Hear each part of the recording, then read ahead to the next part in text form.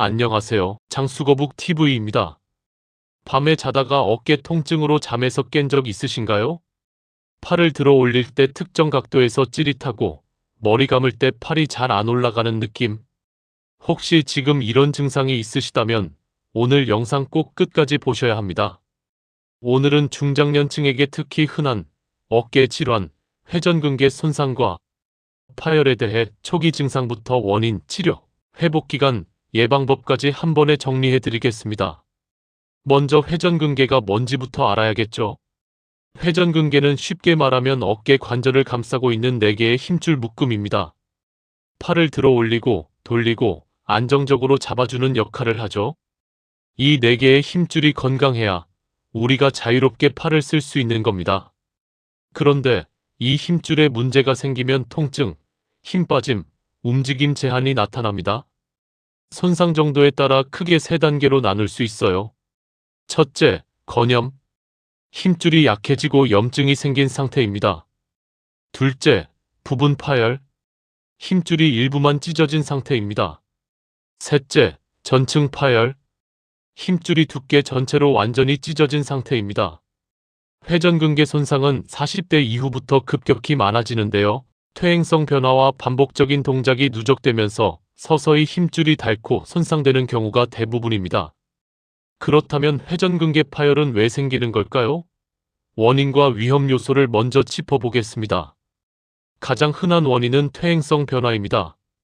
나이가 들수록 힘줄의 혈액 공급이 줄어들고 조직이 약해지면서 작은 충격에도 손상되기 쉬운 상태가 됩니다. 두 번째는 반복적인 동작입니다. 머리 위로 팔을 자주 드는 직업이나 운동을 오래 하신 분들, 예를 들어 선생님, 미용사, 수영선수, 배드민턴을 즐기시는 분들은 힘줄에 만성적인 부담이 쌓이기 쉽습니다. 세 번째는 급성 외상입니다. 넘어지면서 손을 짚거나 갑자기 무거운 물건을 들다가 순간적으로 힘줄이 끊어지는 경우가 여기에 해당됩니다. 네 번째는 자세 문제입니다. 평소 구부정한 자세로 오래 앉아 계신 분들은 어깨 주변 근육의 균형이 무너져 힘줄에 가해지는 부담이 커집니다. 특히 장시간 컴퓨터나 스마트폰을 사용하시는 분들은 주의가 필요합니다. 다섯 번째, 흡연도 위험 요소로 꼽힙니다.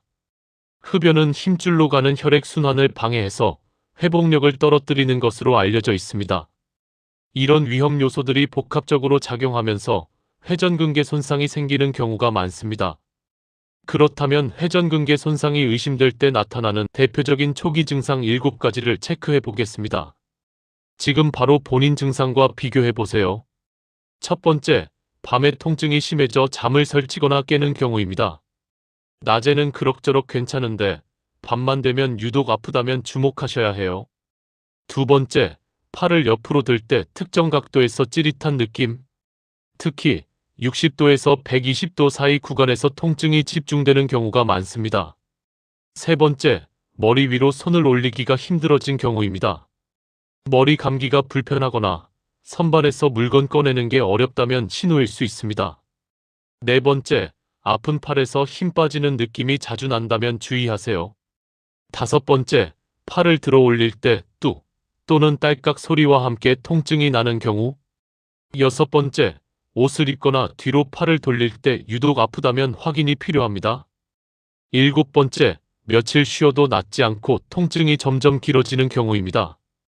이 중에서 두세 가지 이상 해당된다면 단순 근육통이 아닐 수 있으니 꼭 정형외과 진료를 받아보시기 바랍니다. 많은 분들이 오십견과 회전근개 파열을 헷갈려 하십니다. 핵심 차이점 딱 3가지만 기억하세요. 첫 번째는 움직임 제한의 이유가 다릅니다. 회전근개 파열은 아파서 못 움직이는 느낌이 강하고 오십견은 관절이 굳어서 못 움직이는 느낌이 강합니다. 두 번째, 힘 빠짐 여부입니다.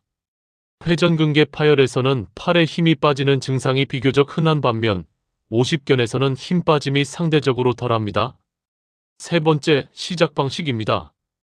회전근개 손상은 통증이 먼저 오는 경우가 많고 오십견은 서서히 굳어가면서 진행되는 경우가 많습니다. 단, 중요한 점은 2가지가 동시에 생기는 경우도 있다는 겁니다. 그래서 자가진단만으로 단정 짓기 어렵고 정확한 진단은 반드시 전문의와 영상검사를 통해 받으셔야 합니다. 그럼 언제 병원을 꼭 가야 할까요?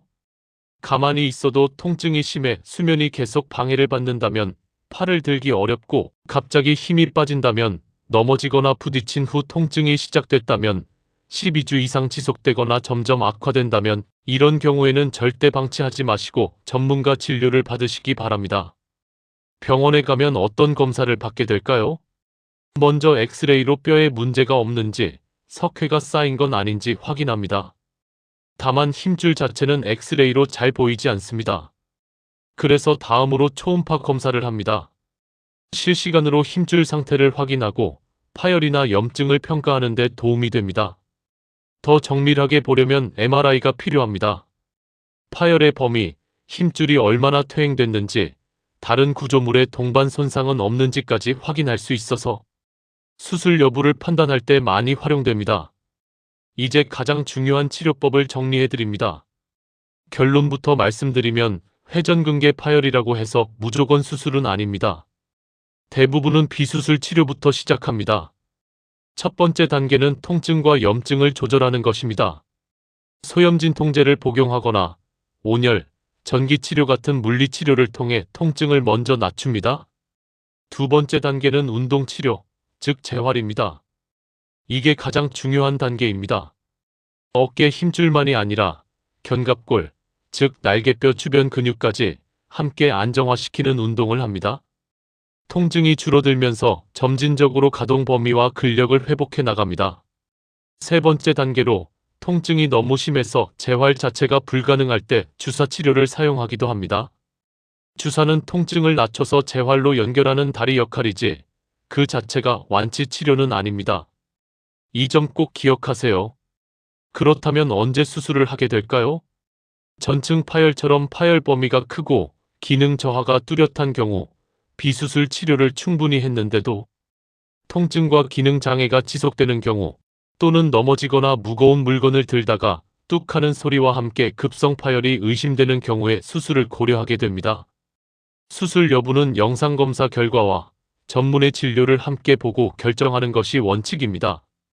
회복 기간이 얼마나 걸리는지 많이 궁금해하시죠? 비수술 치료의 경우 통증 조절은 수주 안에 어느 정도 가능하지만 기능 회복은 1개월에서 3개월 이상 걸리는 경우도 많습니다. 개인차가 꽤 크고요. 수술을 받은 경우에는 초기에 어깨를 보호하고 고정하는 기간이 있고 그 이후 단계적으로 재활이 시작됩니다. 일상 동작을 완전히 회복하기까지는 수개월이 걸릴 수 있습니다. 가장 중요한 것은 통증이 줄었다고 바로 무리하지 마시라는 겁니다. 재활을 끝까지 완수하지 않으면 재발 위험이 높습니다. 이번에는 재활 운동에 대해 좀 더 구체적으로 말씀드리겠습니다. 재활 초기에는 진자 운동이라고 해서 상체를 약간 앞으로 숙인 채 팔을 축 늘어뜨리고 가볍게 흔들어주는 동작부터 시작합니다.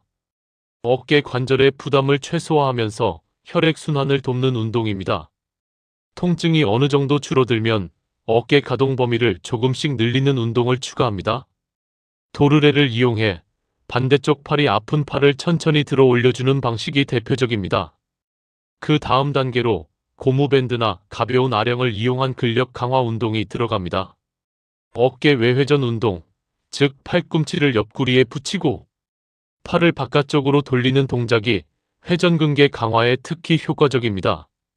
단, 이런 운동들은 반드시 통증이 없는 범위 안에서 해야 합니다. 아프면서 참고 하는 운동은 오히려 상태를 악화시킬 수 있어요. 재활 운동은 혼자 하기보다 처음에는 물리치료사나 운동 전문가의 지도 아래 시작하는 것이 훨씬 안전합니다. 다음으로 많은 분들이 궁금해하시는 찜질 문제입니다. 얼음 찜질을 해야 할지 온 찜질을 해야 할지 헷갈리시죠? 간단하게 기억하세요. 어깨가 욱신거리고 열감이 느껴지거나 부기가 있다면 얼음 찜질이 좋습니다. 수건에 얼음을 싸서 10분에서 15분 정도 데워주시면 됩니다. 반면에 어깨가 뻣뻣하고 굳는 느낌이 강하다면 온찜질이 더 편할 수 있습니다.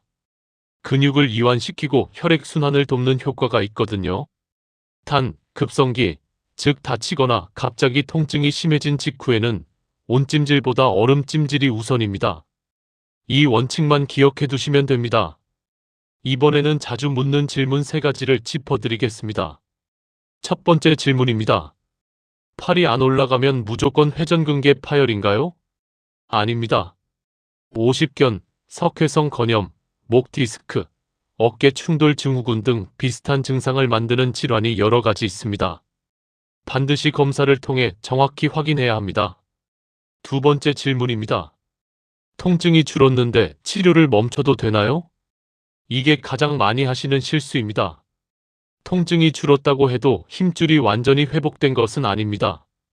근력과 안정화가 충분히 회복되지 않으면 재발 위험이 크기 때문에 최소한 재활 단계는 끝까지 이어가셔야 합니다. 세 번째 질문입니다. 파열이 있으면 운동을 완전히 쉬어야 하나요? 꼭 그렇지는 않습니다. 무리한 동작은 피해야 하지만 적절한 범위 안에서 움직이는 것이 오히려 회복에 도움이 됩니다. 완전히 쉬기만 하면 어깨가 굳고 근육이 약해질 수 있어요. 어떤 동작이 괜찮고 어떤 동작을 피해야 하는지는 담당 의사나 치료사와 상의해서 정하는 것이 좋습니다. 이번에는 회전근개 손상을 예방하는 방법을 알려드리겠습니다. 첫 번째, 올바른 자세를 유지하는 것이 기본입니다. 컴퓨터나 스마트폰을 오래 쓸 때 어깨가 앞으로 말리지 않도록 의식적으로 펴주는 습관이 중요합니다. 두 번째, 운동 전후에 어깨 스트레칭을 충분히 해주세요. 준비 운동 없이 갑자기 팔을 크게 쓰는 운동을 하면 힘줄에 무리가 갑니다. 세 번째, 어깨 주변 근육을 꾸준히 강화하는 것입니다. 특히 회전근개를 직접 강화하는 외회전 운동을 꾸준히 해두면 손상 예방에 큰 도움이 됩니다.